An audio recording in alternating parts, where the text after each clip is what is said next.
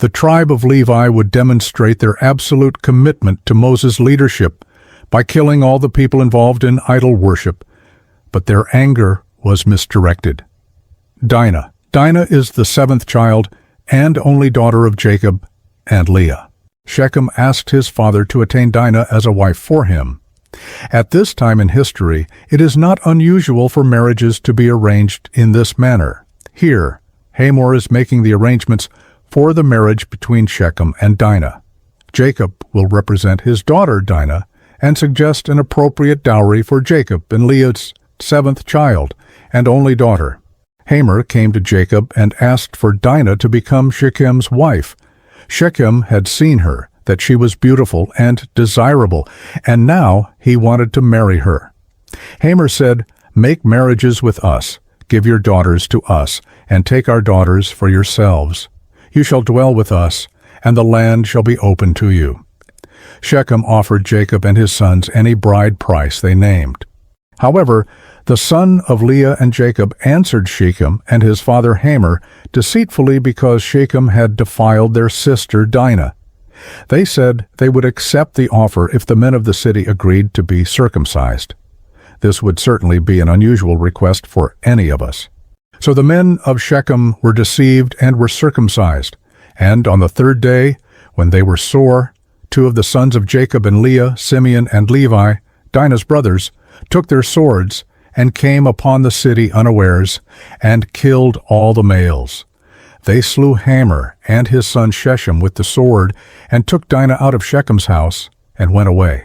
And the sons of Jacob plundered whatever was in the city and the field, all their wealth, all their little ones, and their wives, all that was in the houses. Then Jacob said to Simeon and Levi, "You have brought trouble and disgrace on me by making me detestable to the inhabitants of the land, the Canaanites and the Perizzites. My numbers are few, and if they gather themselves against me and attack me, I shall be destroyed, both I and my household." But they said, "Should he treat our sister as a harlot?" Genesis 34:31. Last mention of Dinah in the Bible. When Jacob's family prepares to descend to Egypt, Genesis lists the 70 family members who went down together, Genesis 46:8-27.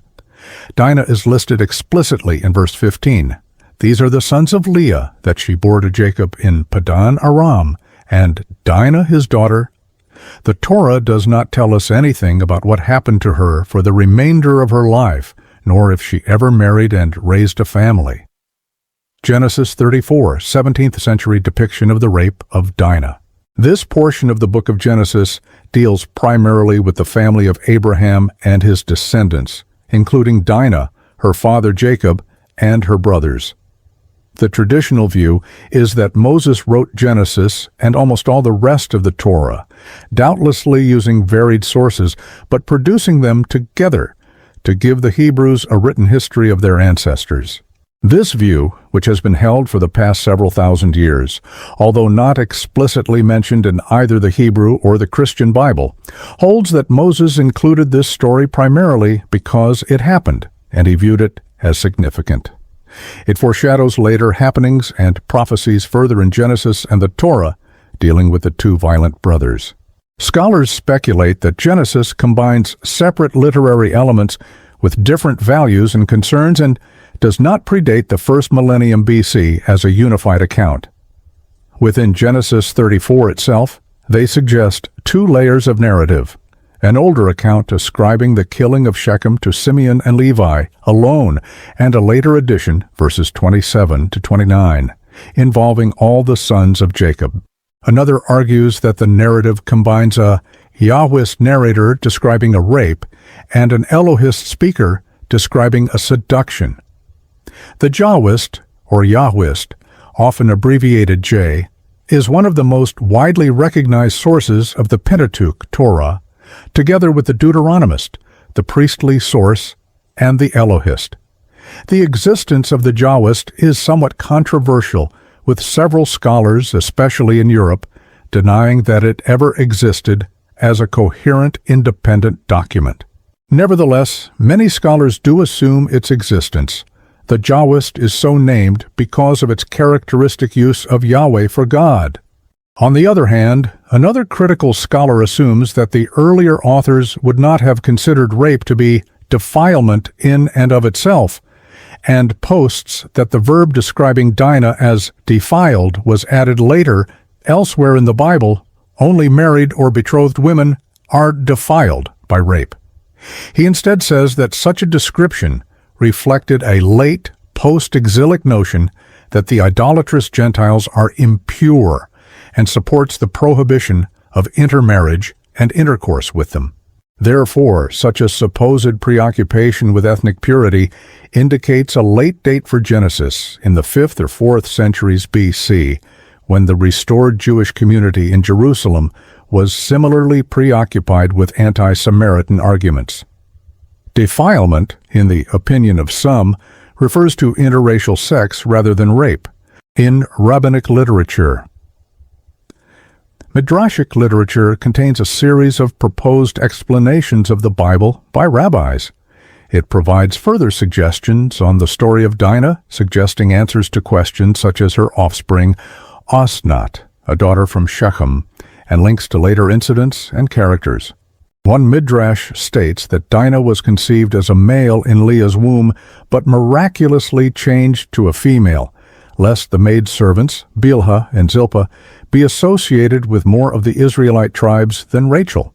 Another midrash implicates Jacob in Dinah's misfortune. When he met Esau, he locked Dinah in a box for fear that Esau would wish to marry her. However, God rebuked him in these words, "If thou hadst married off thy daughter in time, she would not have been tempted to sin, and might, moreover, have exerted a beneficial influence upon her husband." Her brother Simeon promised to find a husband for her, but she did not wish to leave Shechem, fearing that, after her disgrace, no one would take her to wife. However, she was later married to Job. When she died, Simeon buried her in the land of Canaan. Therefore, she is the Canaanitish woman. Genesis 46:10.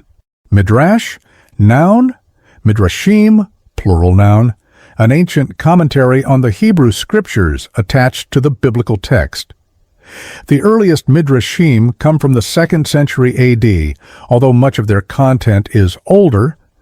Early Christian commentators such as Jerome likewise assigned Dinah's responsibility in venturing out to visit the women of Shechem. This story was used to demonstrate the danger to women in the public sphere, as contrasted with the relative security of remaining in private. Simeon and Levi. According to Midrash, Simeon and Levi were only 14 and 13 years old, respectively, at the time of the rape of Dinah. They possessed great moral zealousness. Later, in the episode of the Golden Calf, the tribe of Levi would demonstrate their absolute commitment to Moses' leadership by killing all the people involved in idol worship. But their anger was misdirected here. One midrash told how Jacob later tried to restrain their hot tempers by dividing their portions in the land of Israel, and neither had lands of their own. Therefore, Dinah's son by Shechem was counted among Simeon's progeny and received a portion of land in Israel. Dinah is the Canaanite woman mentioned among those who went down into Egypt with Jacob and his sons, Genesis 46:10. When she died, Simeon buried her in the land of Canaan. According to another tradition, her child from her rape by Shechem was Asenath, the wife of Joseph, and she later married the prophet Job. In the Hebrew Bible, the tribe of Levi received a few cities of refuge spread out over Israel and relied for their sustenance on the priestly gifts that the children of Israel gave them. There were efforts to justify the killing in medieval rabbinic literature, not merely Shechem and Hamor, but all the townspeople. Maimonides argued that the killing was understandable because the townspeople had failed to uphold the 7th Noahide law to establish a criminal justice system. However, Nachmanides disagreed, partly because he viewed the 7th law as a positive commandment that was not punishable by death. Instead, Nachmanides said that the townspeople presumably violated other Noahide laws, such as idolatry or sexual immorality. Later, he argued that Simeon and Levi acted lawfully insofar as they carried out a military operation as an act of vengeance or retribution for the rape of Dinah. Travel to Egypt. The Torah lists the 70 members of Jacob's family who went down together into Egypt. Genesis 46, 8-27. Simeon's children include Shaul, the son of a Canaanitish woman. Verse 10. The medieval French Rabbi Rashi hypothesized that this Shaul was Dinah's son by Shechem. He suggests that after the brothers killed all the men in the city, including Shechem and his father, Dinah refused to leave the palace unless Simeon agreed to marry her and remove her shame. According to Nachmanides, she only lived in his house and did not have sex with him. Therefore, Shaul is counted among Simeon's progeny, and he received a portion of land in Israel in the time of Joshua. The list of the names of the families of Israel in Egypt is repeated in Exodus 6:14-25, including Shaul, the son of a Canaanitish woman, verse 15.